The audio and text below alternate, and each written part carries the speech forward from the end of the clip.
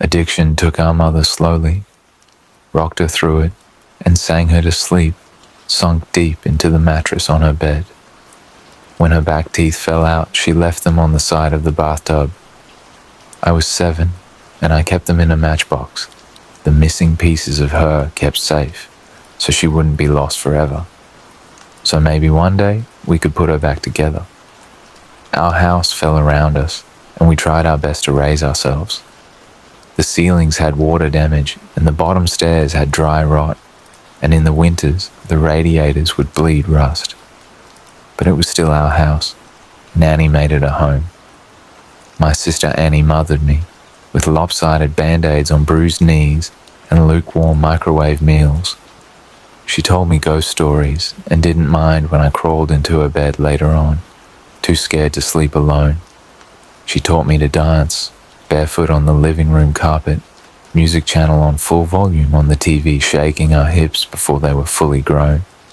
She always let me shower first so the water was hot, never complaining when she had to make do with cold. She brushed my hair every day before school, even when I screamed and hit her when she caught the tangles. Annie was dark-haired like her father, whoever he had been, but I was blonde. Annie was desperate to be blonde too, like Marilyn Monroe, like Mom. I think she thought it would make them closer and remind Mom less of her dad. I'd give anything for her to have her hands in my hair one more time, even if it hurt. She moved to New York when I turned 18 and never came back. I still dream about her sometimes. Keeping up with our mother was impossible, and we learned from a young age we would always be left behind. It didn't make it any easier. When she was drinking light, she shone and would wake us up at 3 a.m. with pancakes, dripping in cherry syrup. Sometimes when the weather was right and she'd had enough of being drunk alone, she would call our school up and tell them we had both come down with summer sickness and we'd drive to the beach instead.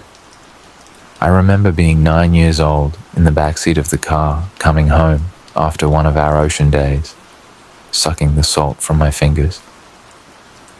Annie had just dyed her hair blonde, her best friend Jane helping her bend over our kitchen sink. From behind, I couldn't tell who was mother and who was daughter. Radio up and windows down, blowing the sky inside. When she was drinking heavily, she'd be out all night, hair piled up like a beauty queen, eyes glazed over and ringed with glitter and black. Sometimes she'd be gone a day or two. She would never tell us when. One day we'd just wake up to an empty house and the fridge packed full, a post-it note on the front with a smear of Mom's lipstick and the outline of a kiss, telling us she'd be back soon. Sometimes she'd bring guys home, filling the table with beer cans and ashtrays, smoke up to the ceiling, Mom lost in the haze. We'd sleep with pillows over our heads, trying to drown out the music they would blast until the and wake up to strangers at our kitchen table in the morning, asking us where we kept the coffee. When Mom drank too little, she fell apart. She wouldn't buy food, refrigerator a gaping hole in the wall. She'd chain smoke, leaving cigarette burns on the wallpaper up by the stairs, like the walls were sick and decaying. She barely slept, walking around with blue half-moons under her eyes, knuckles raw. She would scream at the slightest thing. I remember once when I spilled a glass of juice on the couch. She looked over at me with dead eyes and dragged me off onto the carpet, and then took every single cushion off the couch and into the backyard and set them on fire. Annie went to watch a while from the window and then sat next to me on the floor, backs pressed against the skeleton of the seats, head resting in the crater of my collarbone. When Mom drank too much was the worst. She'd laugh too loud and too long at anything and everything until her mouth started to shake and she started crying at the breakfast table into her cereal. Annie shut down when her mom was like this and went somewhere deep inside herself where nobody could hurt her. She'd stay up until the morning watching old black and white movies on TV, whispering the lines she knew by heart like prayers. When I was 5, I'd cry when I'd find Mom passed out cold on her bed, sure she would never wake up. Annie would wipe my tears and tell me she was only sleeping just like the princesses in my storybook. We'd sit on Mom's bed together and wait for her to wake up. When we were older, I was the one who would pick Mom up off the bathroom floor again and again, and Annie would put her to bed, smoothing her hair off her face and the vomit from her mouth, changing her clothes if she'd pissed herself. Watching them then, there was no doubt that Annie was the mother now. It was October and I was 13, Annie, 16. It was a Wednesday night and Mom had been gone for 2 days. She'd called us that morning from a payphone, voice slurring down the line, telling us she was having the best time with all her new friends and hoped we were doing fine. When she asked me if I was having a good birthday, I hung up on her. My birthday had been the day before. Annie had given me a pile of presents, strawberry lip glosses, and glittery nail polishes. I didn't ask where she'd got the money for them. I didn't care. We'd taken the bus to the beach with Jane, eaten the birthday cake she had made for me, and got into the frosting. It tasted like sweetness and the sea, and I savored every bite and scrape of sugar against my teeth. We watched the sun go down, Annie snapping grainy photos on her shitty Nokia as I blew out my candles, wishing over and over that Mom wouldn't come home, that she'd just stay gone this time. But that Wednesday night, me and Annie weren't speaking. Anger hung heavy between us, seeping through the floorboards. It began when she tripped at the bottom of the stairs. We'd both laughed, Annie throwing her head back, the gap between her front teeth catching the light. When I'd bent to pick her up, I'd caught her breath, warm against the freckles on my cheeks. I let go of her arms and she fell again, hitting the floor and grinning, shaking her hair from her face. Her breath was heavy with whiskey. I couldn't stop picking her up too, and couldn't watch her fall again and again. Just like Mom, I knew she'd never get back up. I'd stared down at her, blonde hair fallen into her eyes, and all I could see was our mother. And then I was running, feet slamming the hallway like heartbeats turned loose. I'd run for the kitchen and tipped every bottle we had down the sink, shoving Annie back as she fought to stop me, catching liquor on her fingers as it fell. She grabbed my shoulders and made me drop the very last bottle. It smashed between us on the floor, glass shards shining like we dragged the stars out of the sky and broken them, pieces we could never put back. Outside through the open windows, the sky turned pale gold, clouds a mess of pink and cream smeared across the horizon. I cried then, watching Annie on her knees, picking up the pieces. That was Annie, always trying to fix things even when it was too late. The smell of food dragged me from my room, my stomach turning traitor inside my ribcage. Annie was cooking pasta, real food, not made in a microwave. She'd set the table, Tammy Wynette singing softly from the CD player, Annie gently swaying her hips as she stirred the tomato sauce, rich and warm. As we ate in silence, with every bite I forgave her. Mom never cooked dinner, remembered my favorite was spaghetti ever since I was a kid, or stayed sober long enough to sit up at a table. Annie wasn't Mom. We were washing the dishes when we first heard it. A moth was crawling down the inside of the pane and I cracked the window to let it out into the dark. From the backyard came a faint sound. I tilted my head to listen as it was coming from far off, crying. I figured it was Mika, the 2-year-old next door, having a tantrum loud enough for us to catch, or maybe even Lucky Strike the cat, the junkies down the street, begging for food like he sometimes did. I always wanted to feed him when he came around, winding over my ankles, but Annie always stopped me, saying once you started giving, they never stopped taking. Looking back, I don't think she was talking about the cat. Annie flipped the Christmas lights strung up around the porch, and we sat on the plastic beach chairs watching the skies. When we were little, we'd sit outside and Annie would tell me the names of all the constellations and the stories of how they came to be hung up in the night sky. I had to grow up before I realized she made them all up as she went along. It was a game we still like to play now, making up ridiculous stories for the shapes we could pick out. Ah, yes, that one there is the Kuo's light. It got there when God dropped it out of his convertible window and never picked it up, she said, nodding sagely and hiding her smile. Of course, I said, waving my hands and pointing up past the power lines. Right next to the ashtray, left there by angels on a smoke break. Yeah, they say if you wish on it, all your dreams will come true, said Annie, grinning. She stopped laughing, voice quieter, face tilted up to all those dead stars. Let's wish, Emmy. Let's wish. So we did. The sound of crying interrupted us. It was closer this time and human. We turned to each other, confused. Annie shrugged and I squinted out into the black. It sounded like a baby, lost and tired and alone. It must be Mika, I said, slowly getting to my feet. Maybe he walked around the back? Shit. Do you want to call Connie and tell her we'll bring him over? Annie didn't reply, and I sighed, rolling my eyes. Guess I'll do everything then. I stepped off the porch, the grass soft against my heels. The air smelled like it might rain, fresh and clean and growing, a promise unfulfilled.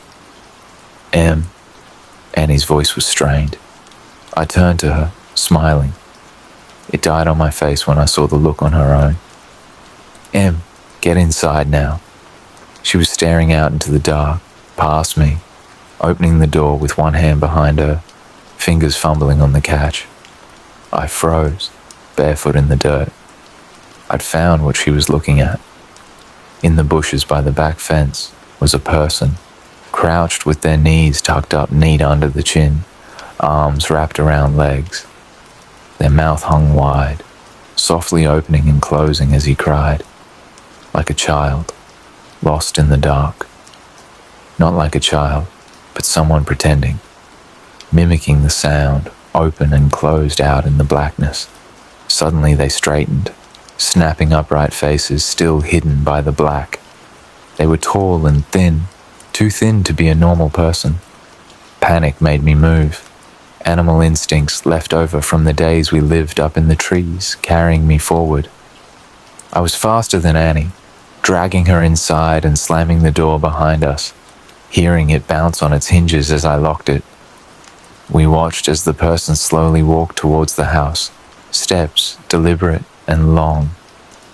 Annie reached for my hand, holding me tight, and turned me to face her, holding my shoulders. Don't turn around, Emmy. Don't turn around. Instinctively, I started to look over my shoulder, out into the darkness. Annie grabbed my face, hard, and shook her head. I knew then she was serious. Her voice cracked, and she cleared her throat, gripping my hand tight enough to hurt, nails digging in, grounding herself. I looked down at our fingers interlocked, both of us grown from the same bones. I'm gonna call the cops and everything is going to be... Her voice faltered, stuttering. Tears spilled over her lashes, dripping like the promise of rain. Annie never cried. Your phone's on the porch, she whispered, and bile crawled its way up my throat. Her phone was upstairs, charging. A soft tap-tap-tapping filled the silence. Annie turned to the window. Eye whites showing her eyes were so wide. It was the sound of someone's forehead against the glass, slowly, over and over. They started to speed up, faster and harder, skin meeting glass until they were slamming into the window hard enough to shake the panes. The tapping stopped, and I was about to ask Annie if I could look now when she screamed. followed by the sound of cracking glass and the loudest slam yet. Whoever was in our yard had just smashed their face hard enough into the window to break it. We ran upstairs 2 at a time, skipping the ones caved in with dry rot on instinct. I turned behind me once, and Annie yanked my face back before I could see. The sound of broken glass echoed behind us as we made it to the bathroom, locking the door. A thin, wailing cry, like a baby calling for its mother, filled the hallway, trapped between the walls and locked doors. Annie threw her back against the door, feet jammed up against the bathtub, clutching the knife she had grabbed from the kitchen. I did the same, shoulder to shoulder. Slow footsteps started on the stairs, deliberate and casual. The crying had become mocking, almost laughter, shrill bursts of sound and then giggles, high-pitched and abruptly stopping before starting again. The first door on the upstairs floor was my bedroom, and we heard the distinct sound of it slamming open. They were looking for us. "What the fuck is going on?" I asked Annie, not even bothering to brush away the tears that I couldn't stop falling. I watched my sister pick herself up off the floor and brace her hands on the door as we heard the sound of a second door slamming open. Mom's room. The next room in the hallway was the bathroom. Annie pulled me to my feet and handed me the knife. I shook my head and pushed it back to her, terrified of what would happen if I had to use it. Annie shoved me and pressed the knife into my hands, thumb pressing hard enough on the blade to bleed. I watched my sister's blood drip down her wrist, a winding red road, still pushing into my hands despite the pain. I took the knife. Something slammed against the wall that Mom's room shared with the bathroom. A high-pitched wail followed. I held my breath and could feel my heartbeat in the base of my throat. A wild and frantic thing. "I'm gonna get the phone from my room." I shook my head violently, about to argue. Annie clamped a hand over my mouth. I could taste the blood on her hand, salty and sweet, like birthday cake by the ocean. "Yes, I'm gonna get the phone, and I'm gonna call the cops, and we're going to be okay." I shook my head again. "It's the only way. When I go, I need you to lock the door, and you don't open it for anything or anyone. Not for me, not for anyone. Promise me." I shook my head and Annie pressed her hand into my mouth, crushing my teeth against my lips, so it made my eyes water. "Yes, promise me, Em." Something smashed in the room next door. Annie brushed the hair off my face, gently tucking it behind my ear. "Promise," she mouthed, and unlocked the door as slowly as possible, the bolt scraping gently. I watched the curve of her shoulder disappear into the black hall outside, like the moon in eclipse, and then she was gone. I couldn't move or breathe for a second, and then I slammed the bolt shut, just as something bounced off the outside of the door. A high-pitched scream followed, the handle rattling up and down hard enough to pop one of the screws. I watched it roll towards me on the tiles, and then silence. I sat with my back to the door, holding the knife and wishing I was holding Annie's hand instead. Still silence. Nothing but me, and my lungs slowly filling the room with my breath. "Em?" came a voice through the door. I started, hands gripping the knife. "Honey, what's going on?" "Mom?" My voice cracked. "Mama, is that you?" I wrapped my arms around myself, shaking, trying to keep myself still. "Sweetie, it's okay, just open the door. It's okay, just let me in." The handle rattled again, gentler. "Just let me in, it's all okay." She banged on the door and I took my handle of the bolt. "Honey, I'm sorry. I'm sorry I missed your birthday. I'm sorry I'm such a terrible mother. Please." Her voice broke and she started to cry. "Just let me in, baby, I'm so sorry." I screwed my eyes shut. She sounded so sad and so lost. I just wanted her to hold me, like when I was a kid, and I'd come in off the swings with a scraped knee. Maybe this time she meant it. Maybe it would all be okay. My hand found its way to the bolt again. My sister's voice came through the door, warm and gentle. "Yeah, Emily, let us in. It's all okay." My hand froze on the bolt and I tightened my grip on the knife. Annie never called me by my full name. A hand banged on the door, the handle rattling. "Emily, let us in." Annie's voice became low and guttural, followed by the same shrill giggles from before. Mom spoke now, pleading and crying, their voice getting louder and louder. "Let us in, let us in and let us in." Over and over again, punctuated by her fists on the door. I thought about demons and monsters. All the bedtime stories we pray don't crawl out from under the bed. "That's not my sister, and you're not my mother," I screamed through the door, hands over my head. I climbed into the bathtub and curled in a ball, cradling myself, knife clutched to my chest. I didn't know what it was outside that door, but I knew it wasn't Annie. It wasn't the voice that yelled at me when I changed TV channels, the one that sang me happy birthday, the one that told me I was smart even when I got bad grades, the one that read me stories about princesses that never woke up. It wasn't human. Bangs and yells came from downstairs, followed by the footsteps of people running. A low, guttural howl ripped through the house, filling the room until I felt like I was drowning in the sound, and then the door was kicked in. I screamed, covering my eyes, waiting to die. Arms found me and lifted me from the tub, carrying me from the room. I looked at the outside of the door as I was carried downstairs. It was covered in long, scraping claw marks, dragged down to the floor. Pillows ripped apart, covered the hallway in soft down as it had snowed inside. I watched them drift slowly as men in uniforms checked each of the rooms that looked like they had been torn apart by something feral.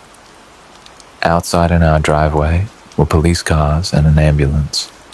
In the middle of it all was Annie, bathed in blue and red light as it washed over her, lit up in the dark like a neon angel, face aglow. I threw myself from the cop's shoulder and ran to her, holding us both together, broken pieces and all, standing under all those constellations we made up. Gentle screaming came from the ambulance, which rocked occasionally. Annie gently turned my head away, smiling so sadly it made my chest ache, as I understood. Turns out there was no demon, no wild animals or bad men trying to break in. Just Mom, out of her mind on booze and drugs and everything in between, coming to the end of a week-long binge. Something had finally broken inside her head, and this time we couldn't put her back together, no matter how hard we tried. Sometimes you fall one last time, and you never get back up.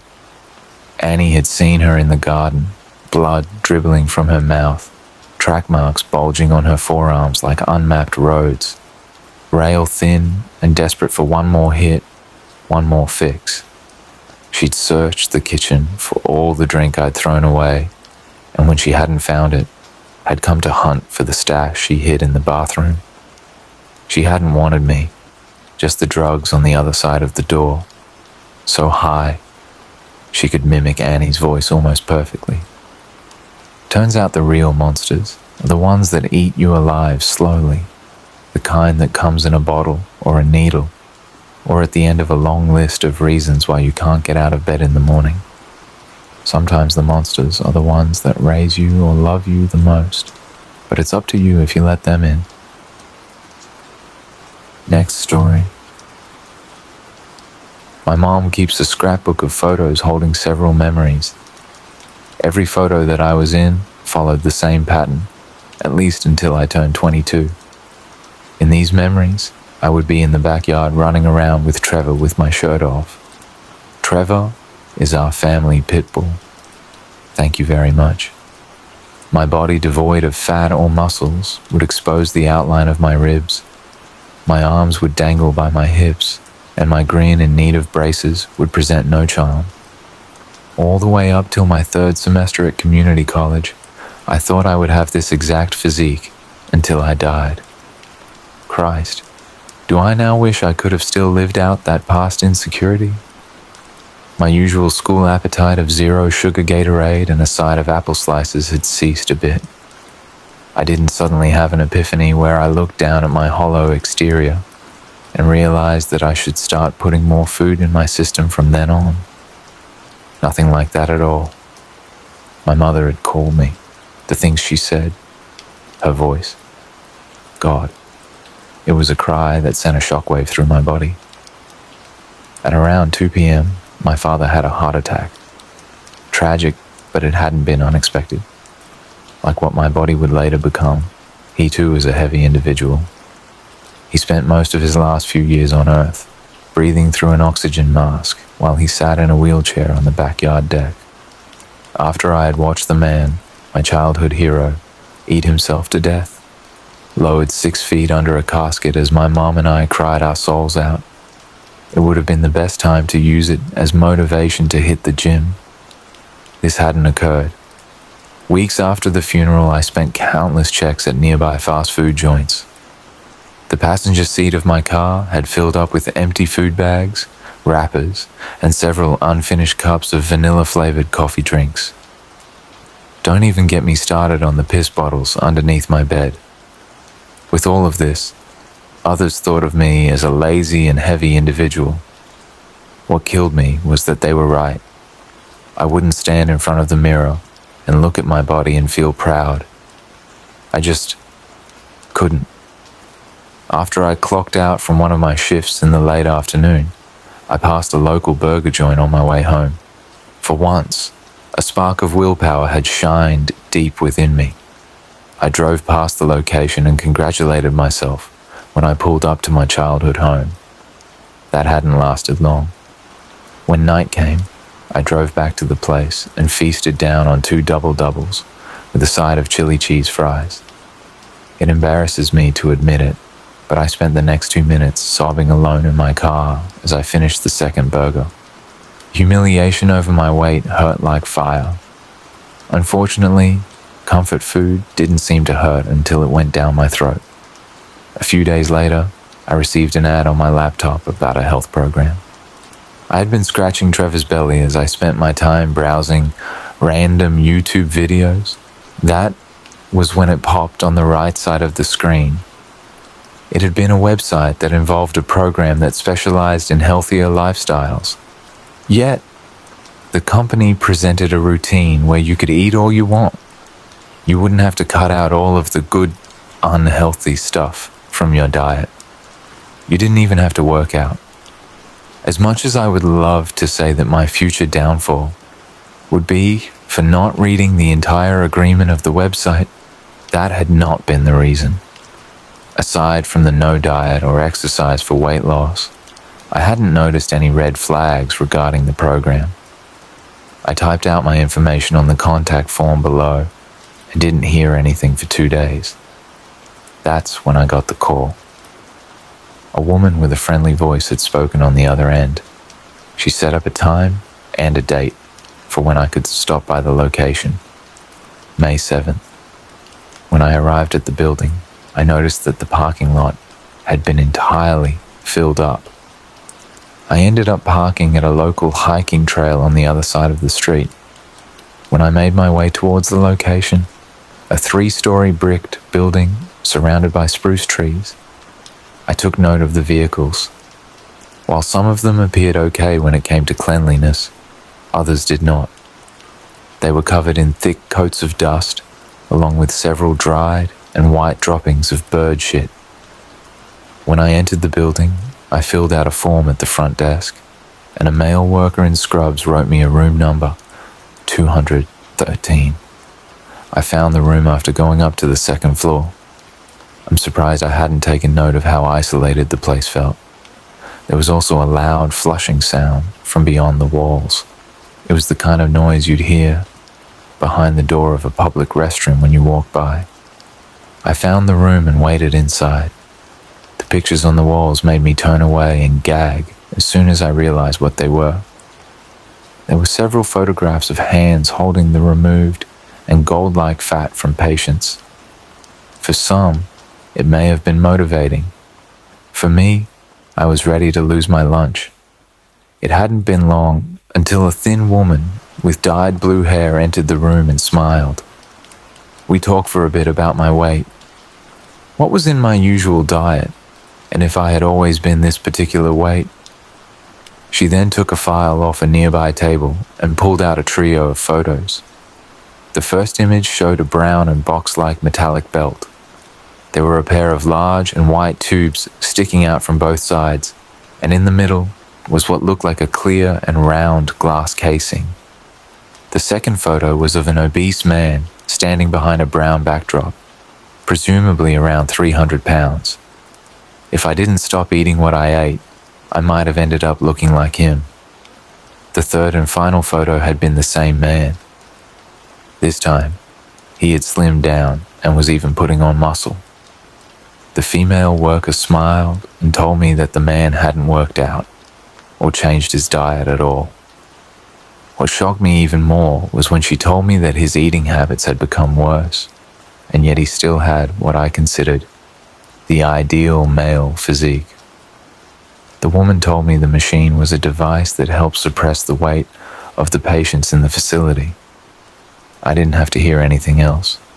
It was unintelligent of me to not ask any other questions. Yet that fantasy, my old body, maybe even one that was better than before, it sounded wonderful. The worker opened the door and we went down the hall and into a room through a pair of yellow and metallic doors. There was a chair and a metal table off to the right. There, the device sat. I also took notice of a brown door connected to the room. It didn't matter then. All I wanted was the damn weight to go away. The woman asked for me to remove my shirt, and she sat me down in the chair and began to set up the device. She hooked up the belt from the machine around my waist. I closed my eyes and began to cry a little. This had to work. Earlier I had thought about stopping my vehicle, going back home, and forgetting the entire program. For all I knew, they could have just been a group of scammers who wanted to harvest my organs. No, I needed this. This fantasy had to become true. If I opened my eyes a little quicker, I would have noticed the woman pointing a syringe towards my neck. I had woken up in a dazed state. The lights had been on in the large room, and yet my surroundings weren't the first thing I noticed. The aroma stung my nostrils. It was like I had been thrown into a non-working trash compactor. No crushing at all, only the smell of waste. I retched so hard that I felt a migraine coming along. That's when I saw the other patients. From all around, there were several men and women, all of different ages. They were strapped down in metallic chairs. They too had been wearing the same contraption I had around my waist. Their weight had grown far beyond what a living person could take. Incisions had been made just above their hips, and those tubes from the machines had been forced within the cuts. A fluid of yellow, red, and brown was being sucked out of their bodies and disposed of within the belt-like machine, then down holes embedded in the ground in front of their seats. There had also been metal buckets placed below their exposed buttocks. That's when I realized the smell had not been garbage and waste, but excrement. Some of the patients' bodies hadn't been heavy at all. Loose skin from their faces and limbs hung below the chairs, and it continued on a bit before stopping at their shoes. On the other end of the room, there was that same brown door. Nurses came in and out carrying large trays of fast food, desserts, and several packs of soda cans. The first thing I thought would happen was that the patients would knock the food out of the workers' hands and use the remaining energy they had to break out of their prison. Instead, they only looked up at the nurses without saying anything, and began to grab the food before stuffing it into their mouths and barely chewing. There had been that vacuum sound, the one that I heard beyond the walls from earlier. The machines had turned on and the suction of the tubes began. Groans echoed throughout the room. I heard someone to the right throw their head forward and vomit. I looked down at my body. Like everyone else, incisions had been made just above my hips, where those tubes had been placed. These people, the owners of those dust-covered vehicles, didn't seem like they wanted to leave. Had they been here for months? Stuffing their faces, having these meals and fat pumped out of their body after it hit their stomachs? I pictured my future and the despair of my mum as she wondered where I had gone.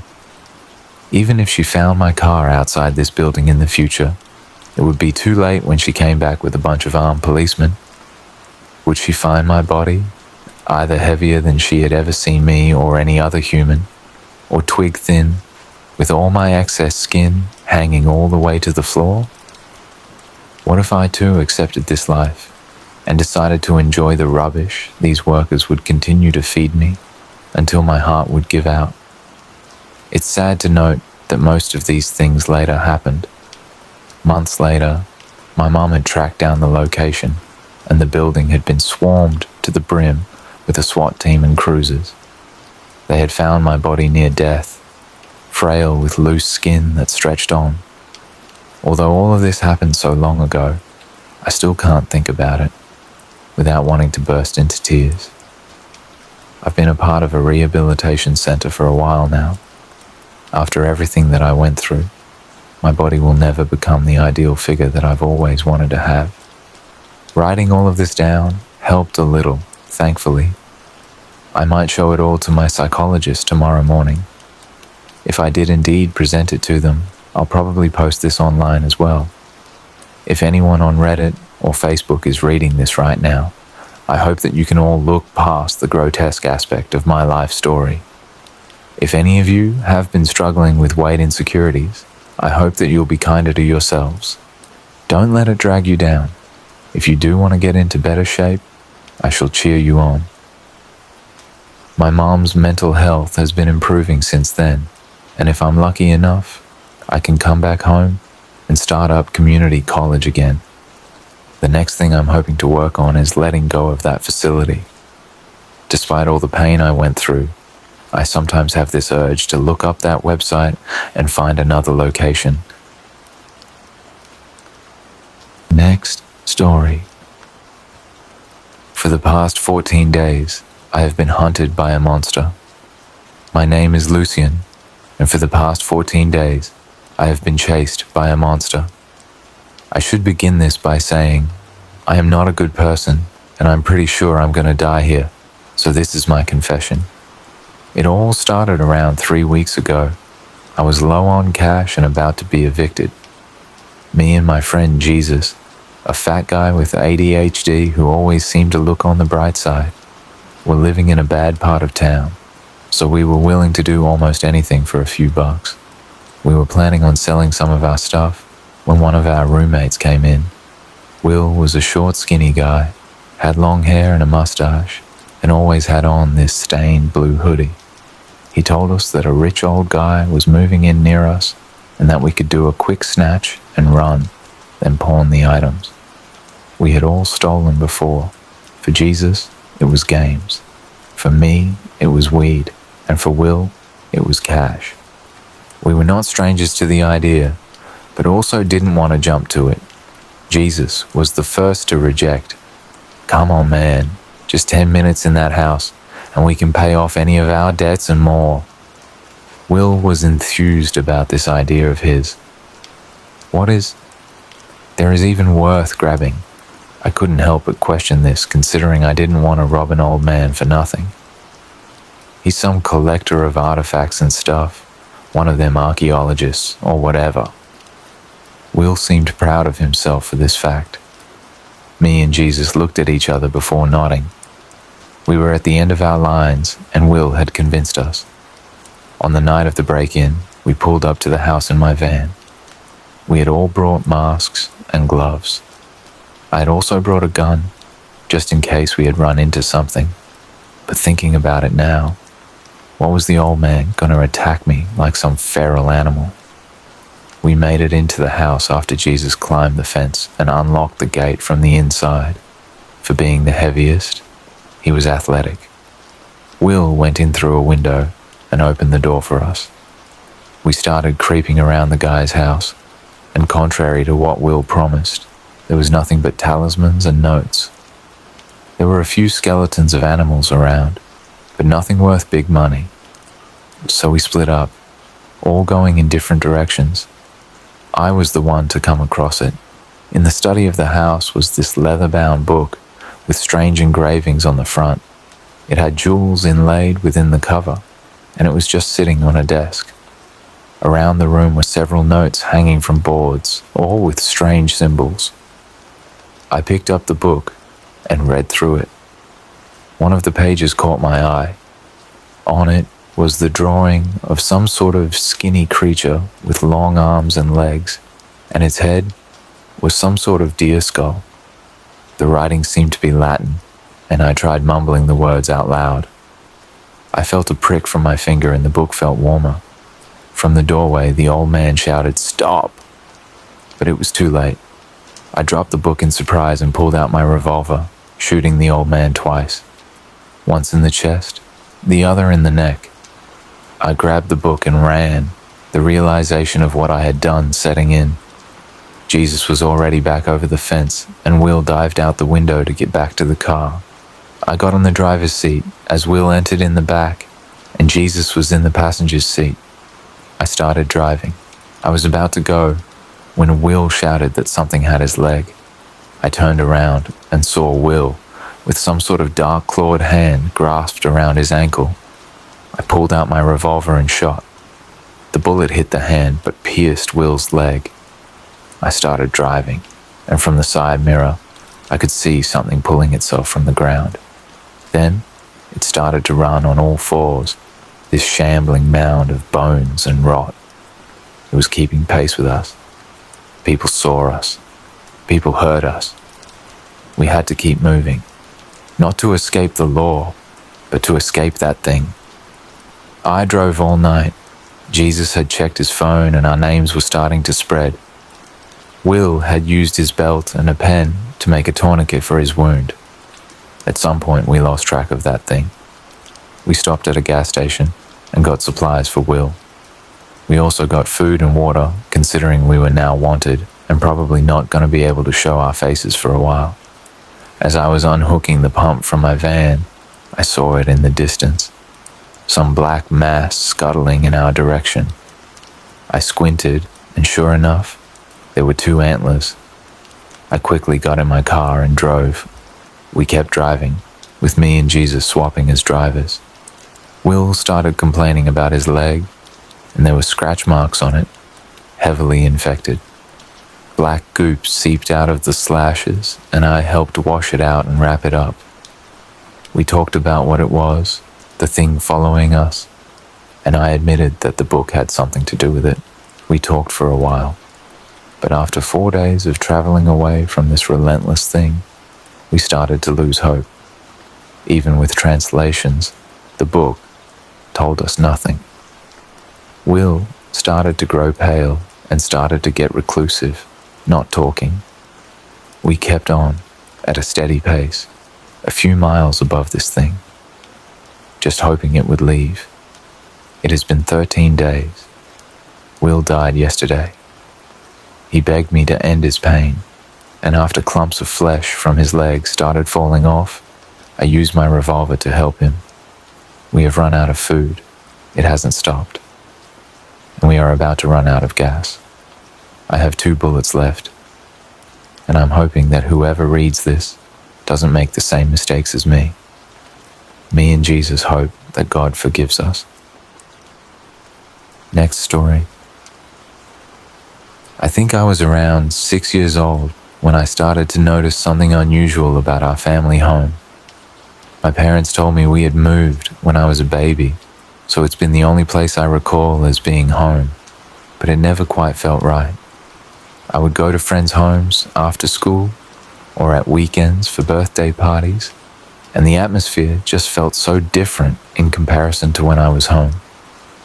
There hung an air of what I would describe as oppressive malevolence in our home, but as a child, it felt like fear, and I remember trying to articulate this cloying, crushing, almost sinister presence to my parents all those years ago, but it was casually disregarded as an overstimulated child's imagination. As I grew older, I felt a greater sense of unease at home and found myself staying out with friends, doing whatever I could to prolong my time away before I had to come back. The feeling of anxiety and paranoia would rise back to the surface the closer I got to home. You see, it felt like I was being watched, like there was something in the home monitoring my every action. This wasn't a, oh, my parents could walk in at any moment, teenager level of paranoia. No, this was hairs standing on end, goosebumps, fight or flight instincts kicking into overdrive, as if my body and mind were sounding the alarm to get out, run. But after searching every room on several occasions, there was never anything out of place. I continued to raise my concerns with my parents, but it fell on deaf ears. They chalked it up to me acting out as teenagers typically do. They had bigger issues, as I could see the cracks starting to show in their marriage, eventually becoming all-encompassing, as arguments ruptured around the home and their relationship began to crumble, all while the ever-present feeling of malevolence continued to hang in the air. As time went on, their relationship completely broke down. My mother had become a recluse, quit her job, and spent most days locked away in the spare room, only emerging to get food, with barely an acknowledgement of my or my father's existence. My father had become bitter and distant, a hollow shell of his former self, except for the infrequent outbursts of emotion swaying from anger to desperate pleading whenever he and my mother crossed paths in the kitchen. The strange thing is, during this time, the house felt almost normal. The dread and paranoia I'd felt before had almost disappeared, but had been replaced by the anguish that comes with being in the middle of a family falling apart. It didn't last too long though, as my mother stopped emerging from the spare room entirely, and the silence in the house was frequently punctuated with the thunderous knocks of my father's fists on the spare room door, followed by his pleas for my mother to come out and eat, then the sorrowful sobbing of a broken man heading back to his room. I hated it. I hated being in the middle of it all and seeing the people I loved, my parents, my world, crumbling away. All while I wasn't even pinging on their radar, I felt invisible. In such a short space of time, my father had become completely despondent, barely registering my presence despite my protests. My mother hadn't been seen for days, and he had stopped knocking on her door. I tried knocking myself, pleading with her to come out and eat, but was met with silence each time.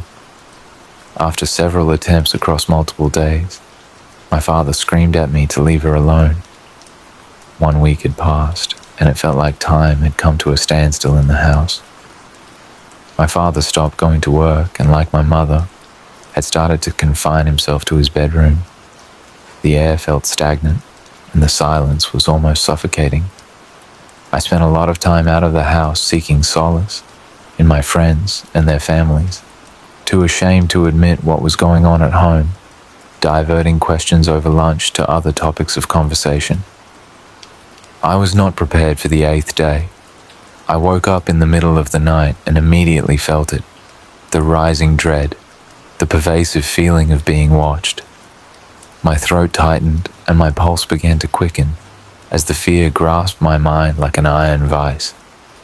I felt like I was 6 again, unable to truly convey and comprehend the internal terror I was going through, my fight or flight instincts screaming.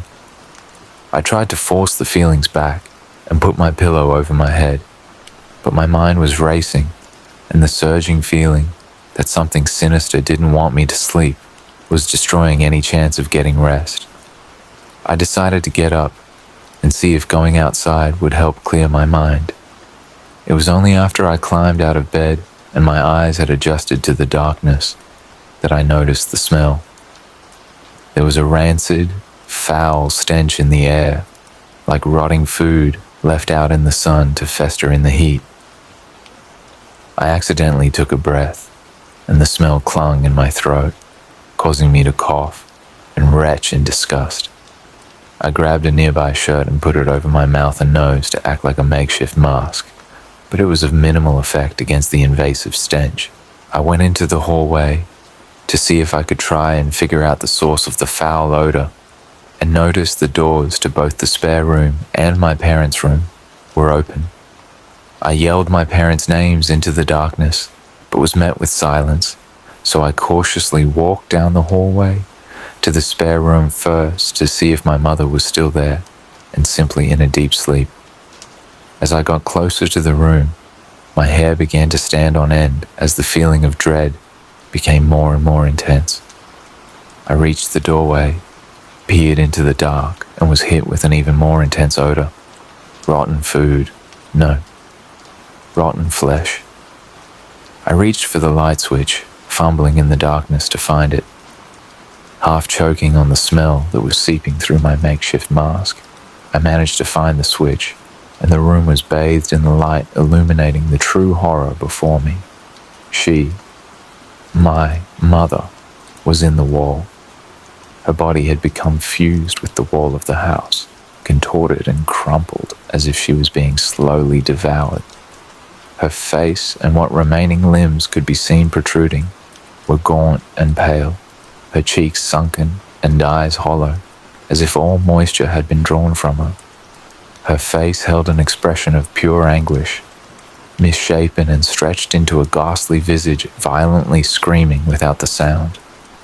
Tears clouded my view as I fell back into the hallway and a wave of nausea hit me. My mind couldn't comprehend the horror I just saw. That was my mother, who only a few days before was fine. But now, I righted myself, pushing back my unraveling thoughts, and tried to regain my composure. Whatever happened here was not natural, and the being or entity that caused it may still be present. A chill ran down my spine as the next thought slipped into my mind: Father. I turned around and walked further down the hallway to my parents' bedroom and was met with the same disgusting smell. My heart sank as I reached for the light switch. He was on the floor, but only half his body was visible, for anything below his waist was scattered in the walls. I looked up to the ceiling and saw viscera and rotten flesh poking out of the cracks above. What was once a magnolia room was covered in dark red and brown stains, with scraps of flesh and shards of bone poking out of the walls. His neck was craned at an inhuman angle, forcing his head to look towards the ceiling, and like my mother, he was holding an expression of pure, contorted agony. My mind was on the brink of collapse. I turned to leave the room when I saw he had one outstretched arm, which appeared to be pointing to something on the floor. I looked over from the doorway, paralyzed with fear and unable to convince my body to move closer, but managed to make out what looked like a message, scratched into the floor under his bloody fingernails. Burn it all before it feeds. I didn't have to be told twice. Adrenaline surged through my body, shaking me free from the shackles of fear and driving me into action. I rushed back out into the hallway and headed downstairs to the kitchen. As I reached the bottom of the stairs, the air felt heavy, and the feeling of being watched became ever more pervasive. My heart was racing, and I could swear I could see the walls rippling and undulating, but each time my eyes tried to focus on a particular point, all I could see was darkness. It felt like whatever this entity was, it was becoming aware of my plans. And as I reached the kitchen, my body started to slow down. I was feeling drained, both emotionally and physically, my mind crumbling under the stress and all I had seen, my body fighting back the waves of nausea and the cycles of adrenaline surging and dumping, causing my muscles to cramp. Through my addled mind, it was starting to make sense. Whatever this thing was, it influenced and fed on emotions, breaking people down enough to feed on them physically, and I was running out of energy and time. I took advantage of another wave of adrenaline and ran to a kitchen drawer, frantically fumbling in the dark until my hand clasped around a box of matches. I struck several matches, setting fire to the curtains above the kitchen sink. The flames began to slowly crawl up the curtains and spread to the nearby cabinets on the wall. A blood-curdling shriek reverberated around the house as the flames started to engulf the walls, and smoke plumed across the kitchen ceiling. The walls started to pulsate violently, and I could hear the foundations creaking and feel it rumbling beneath my feet. The shriek kicked my fight and flight drive fully into flight, and I ran out the kitchen into the main hall towards the door. The walls shook more violently the closer I got to the door, and the mix of smoke and rancid, rotten flesh caught in my throat, making me almost vomit. But I managed to compose myself and reached the front door. My hand was on the handle when I heard a voice from behind me. "Where are you going, my love? It's late, and your father needs you." My mind nearly faltered, but I pushed the door open and ran outside to hear a scream of anger erupt from the house. Whatever this being was, it wanted me to stay and perish with it. But I ran down the street and didn't look back. My life as I knew it was over, and I had to start again, somewhere new. After all, who would believe me if I told them what happened that night? I still get nightmares about what happened several years later. I looked online at the local newspapers, and it was determined to be a horrible accident. A tragic house fire killed a family of 3, with no suspected foul play. The emergency services who attended the scene couldn't recover all the bones of the bodies, but had chalked it up to the remains being scattered and buried in the debris as the house collapsed in the fire. The reason I've told all this is to serve as a warning. If you ever visit somewhere and you don't feel right, like someone is watching you, and your brain and body are screaming out, telling you to run, listen before it's too late. Next story. Don't Google yourself. Why? Because you may not like what you find. One day, I was bored and decided to search for my own name on Google. I have quite a rare name, so I didn't expect to find many results. Imagine how surprised I was when I came across a website that had my full name in the domain, www.myname.com. When I clicked the link, it brought me to a message board. I looked at the profile of the website owner and found out that the person was the same age as me and had the same hobbies and interests. There weren't any posts on the message board, but I was intrigued, so I saved it in my favorites. It was about a month later when I went back to the website. This time, it had more content. There were some diary entries, mostly random things like, "The weather was nice today," or "I'm so bored at work," things of that nature. However, as time went on, I began to notice more and more coincidences. The person lived in the same city as I did. It struck me as rather strange that 2 people with the exact same rare name would be living in the same city at the same time.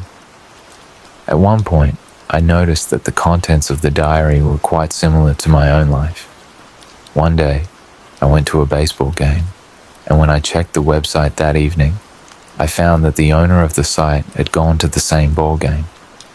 At first, I didn't think much of it.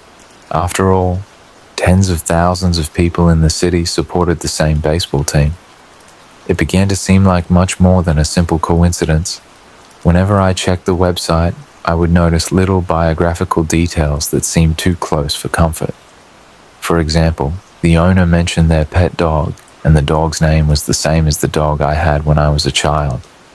The website owner posted a picture of their car.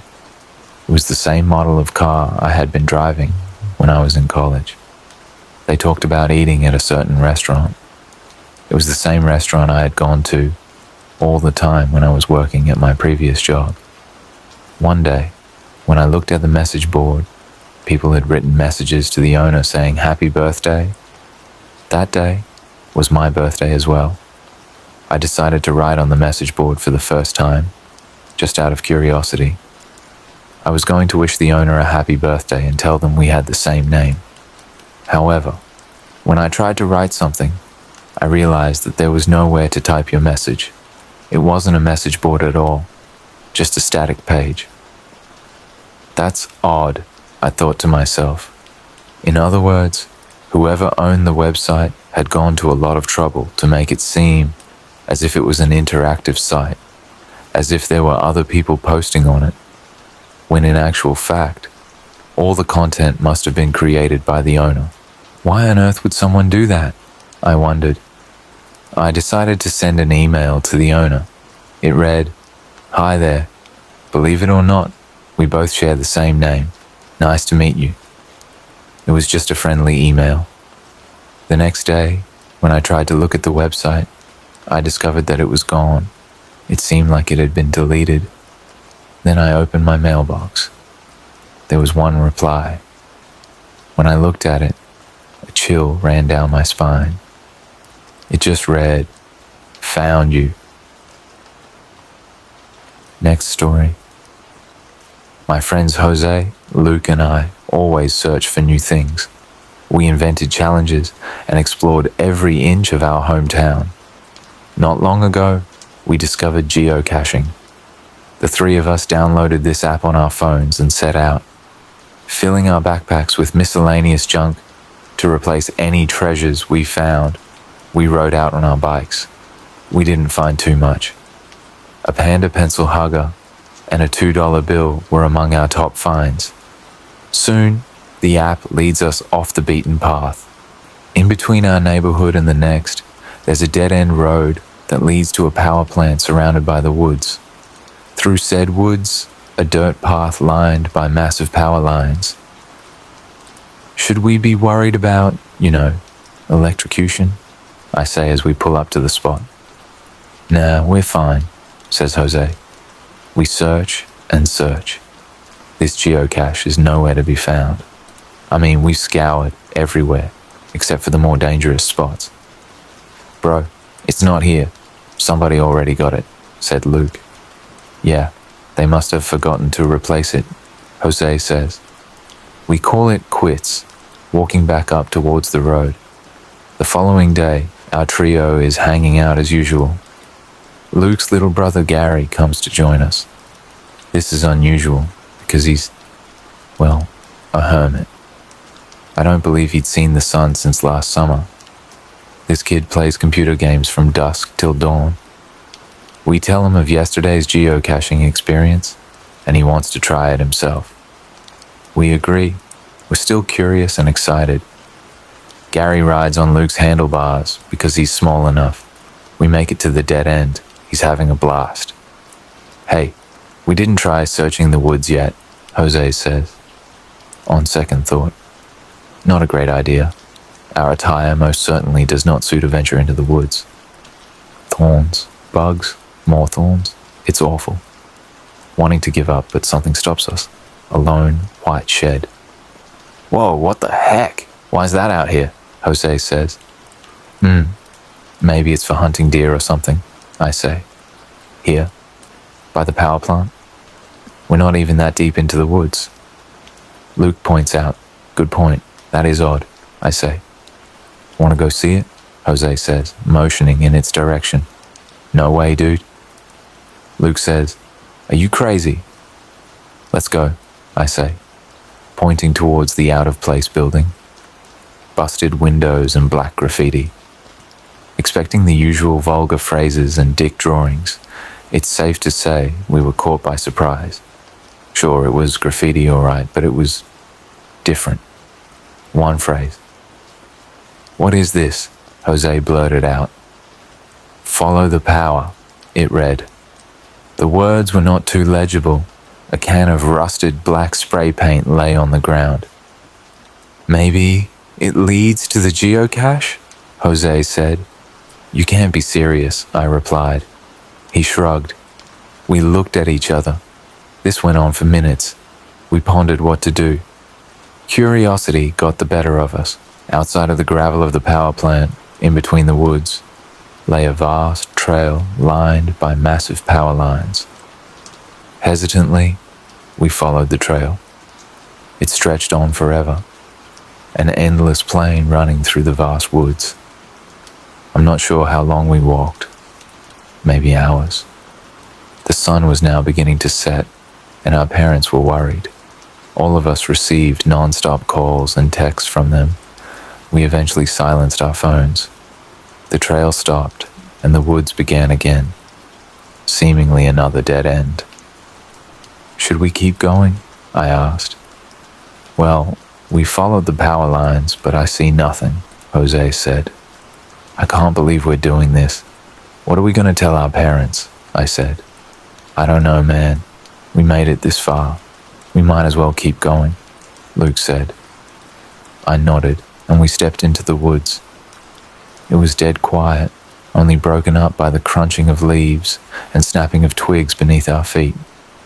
We trudged onward, trying our best to be quiet. We didn't know what we'd find, much less what we were looking for. Curiosity is a powerful thing. We had grown uneasy, beginning to smell an indescribable stench. Something felt wrong. My stomach churned. Then we reached a clearing. We froze, for before we stood an inexplicable sight. A group standing in the clearing, adorned in coats made of dark brown fur. Their attire was the least of my concerns. Those faces, I can still picture them clearly. They were missing their eyes and mouths, yet they still had noses. It was as if God forgot to add those features when creating them. What the fuck? Jose whispered to me. The hair on the back of my neck stood on end and my heart rate increased. We were not supposed to be here. Everything in me wanted to run, but I was petrified. I just stared ahead. Could they see me? I shuddered. And what were they doing here? Something else came out of the woods. A wolf or a coyote. Only it was standing on its hind legs. In its grasp, a crude knife. It was something straight out of an archaeological dig. I'd seen nothing similar. Again, my fight or flight response was leaning towards flight, but my body just did not respond. None of us said a word to one another. A lump formed in my throat. I anxiously expected what was going to happen. I could not look away. One by one, the wolf walked up to the faceless people and began carving. It took its knife and carved into their faces. Soon, what felt like an eternity later, each of the beings now had a face. Beady eyes and crooked mouths were even more terrifying than before. The wolf then strolled back into the woods, while those things just stood there. By now, I had seen enough. The others must have had the same thought. My curiosity left and was replaced by survival. Slowly we tiptoed backward through the woods, clenching our teeth, hoping they couldn't hear us. I think they're looking at us, Jose whispered through chattering teeth. A shiver went over my whole body. He was right. I could feel those black eyes staring right at us. Go! Go! I say in a screaming whisper. We haul ass without looking back, disregarding the many thorns grabbing us, just as we're exiting the woods into the power plant. A loud, mechanical noise cuts through the trees. Its roar shakes us to our core. Luke even throws Gary onto his shoulders. Grabbing our bikes as fast as possible, slamming those kickstands, we pedal back to civilization. Those things chased us the entire way, stopping only as we exited the power plant. We walk with our bikes along the road, relieved that we escaped and no longer have anyone following us. The dim streetlights illuminate our way. We take our phones off silent, bombarded with missed calls, and texts from our families. "Oh God, they must be so worried," I say. We then hear a siren coming from a police car. The red and blue lights come zooming around the corner. "Our parents must have called the police. Guess we'd better go talk to them," Jose says. As we approach the vehicle, I felt everything would be all right. That is, until I see the officer. Similar to those forest creatures, he lacks eyes and a mouth. We run again, but the cop remains still. My friends and I make it home, to our parents' relief. We're, of course, grounded for at least the next month. Later that night, I lay in bed, my eyes wide open. No matter how hard I tried, I couldn't shake that feeling. I kept trying to reassure myself. They couldn't leave the woods, right? I mean, they stopped following us, so as long as we didn't go back to the power plant, we'd be safe. Why did they stop chasing us? But what about the cop? I text Luke and Jose, checking if they're okay, and relaying my thoughts to them, hoping they have more answers than I do. No response from either. I hear chiming dings of text tones. It's coming from outside my window. I peel back the blinds, peeking through them, my hands shaking. My friends on the other side stare, their eyes beady and animalistic, smiles jagged. I fear I soon will meet a similar fate. I hope you enjoyed the video. Thanks for watching.